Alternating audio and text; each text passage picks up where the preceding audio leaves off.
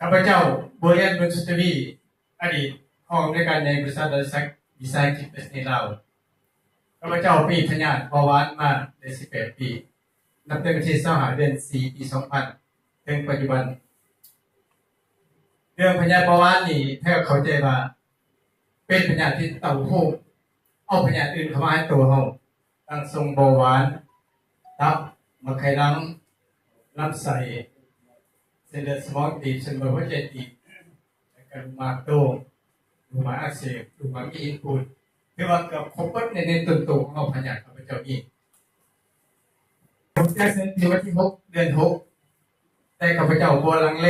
พวกเราอยู่คนหักสุขภาพข้าพเจ้าตัดสินใจกินในเมืองเลยแต่พันมาข้าพเจ้าได้เป็นปัวบ่อ่อนก็ซ้อมเวียดนามข้าพเจ้าก็เป็นปัวทุกงานที่กำลังเฟซข้าพเจ้ามากินเบิดระยะประจำของข้าพเจ้าเป็นดาวดินมีโฟมินเป็นกินทุกมื้อทุกวันเฮ็ดกำลังข้าพเจ้าสุดๆให้ร่างที่ได้กินสนิทกินมาแล้วข้าพเจ้าบ่ได้กินยาหลวงและบ่ได้กินยาตมข้าพเจ้ากินแต่เดียวตลอดถึงปัจจุบันนี้ข้าพเจ้าไปได้มาได้ตะกี้ขับรถพอกิโลเมตรติดจากมือจังเขานี่ข้าพเจ้าขับรถหอดสารคามไปกลางคืนอีกก็บอกเขาจะขับไปเพียงระยะ7-8 เดือนเดี๋ยวนี้ได้ไปเที่ยวอยู่3 ประเทศมีอินเดียมีสิงคโปร์ขี่เรือสำราญไปเกาหลีฮากาบัง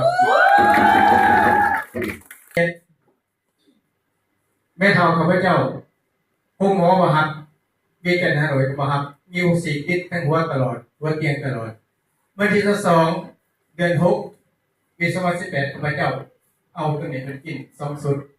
กระเพาะกับสุดบำรุงเลือดเดี๋ยวนี้แม่แล้วกินเพียง3 สุดเดี๋ยวนี้แม่เฒ่าข้าพเจ้าสอนด้วยจักไปเบิ่งพิเศษเลือดได้สบาย